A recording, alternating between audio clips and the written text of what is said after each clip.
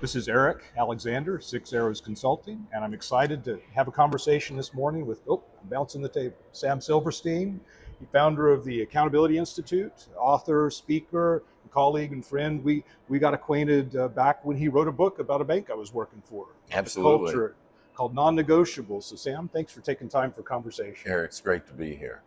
We just had breakfast together, had a delightful time. Fascinating to hear him talking about accountability, culture, stewardship, and stewardship's what I wanted to talk about today. So really grateful you're making time for this. Absolutely. Let's do this. Stewardship, you're talking all the time about accountability. How is accountability built into or related to the whole stewardship dynamic? Well, let's back up just a little bit. Great. And we define accountability at the Accountability Institute as accountability is keeping your commitments to people. So it's keeping your commitments to people, and we delineate between tactical and relational commitments. So Okay. I'll have you that report by noon on Friday. That's a tactical commitment. Right. But I'm going to live the values. I'm going to stand by you. I'm if you fail, I fail. Only when you succeed do I succeed. These are relational commitments. And so tactical commitments are important, and they yield productivity. Right. Productivity is important. That Right. goes to the bottom line, no two ways about it. But an increase in productivity does not mean an increase in accountability.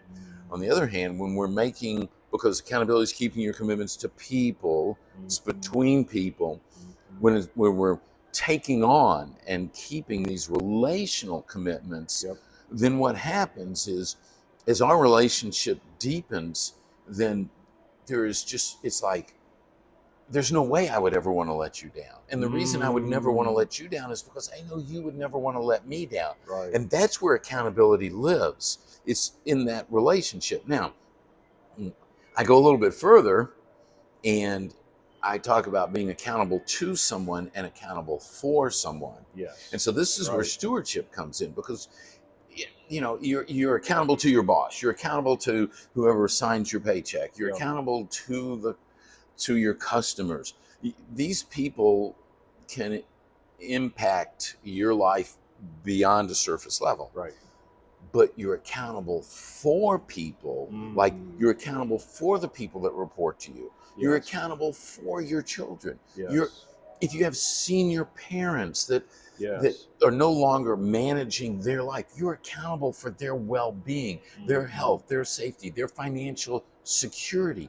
Well, it's that because you have the ability to impact their life beyond a significant level. And that accountability for is a stewardship relationship. Wow. Okay.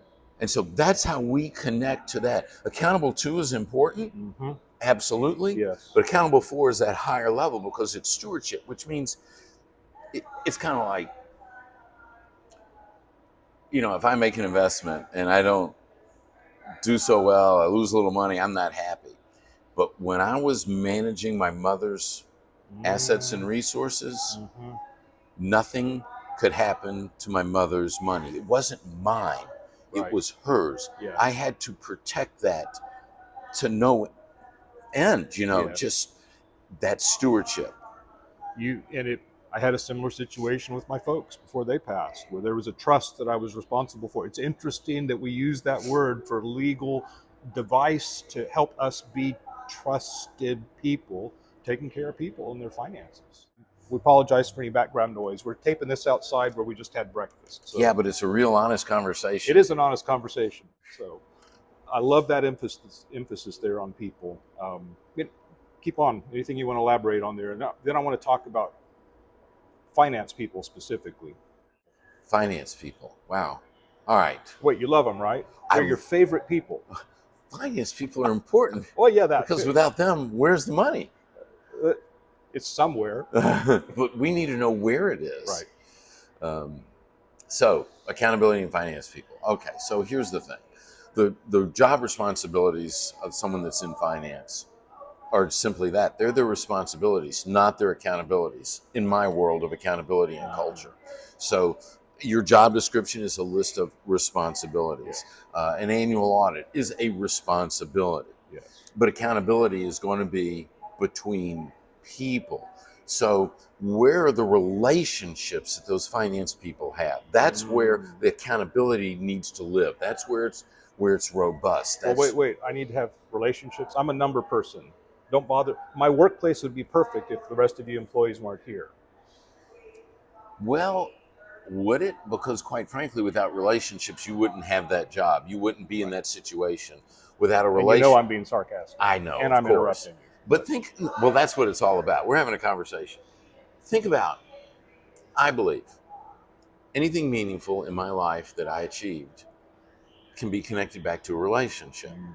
You and I are sitting here having a conversation today. We don't know where this conversation will take us to, who it will put us in front of, but this conversation, this relationship goes back to another relationship.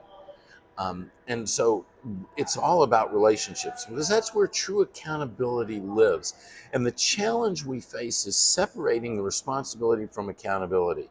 And the reason is this: if someone's not responsible, if they're not doing their job, they're not getting their work done, and at a level that is as defined as how we define excellence here, then why would you allow that individual to even stay in your organization? Interesting. So there's another thing I think about as it relates to people. And I regularly need to remind myself this, and sometimes in settings talking with other leaders, I'll remind them to remind me. We're so numbers focused as finance people, but when I look at the balance sheet, especially like at a bank, on the liability side, on the other side of that number in the deposits, there's a person. On the loan side, on the other side of that number that represents the balance of what they owe us, there's a person, their business, their dreams, I regularly need a reminder of it's about people. And I've got these responsibilities, I'm taking care of these tasks in my tactical accountability, but it's all about people. Well, exactly. So if let's say you're CFO, you have a team of individuals. Part of your responsibility as CFO is their success. Yes. And so that's where accountability lives between you and the team. But there's also this accountability between you and your depositors, you and your clients.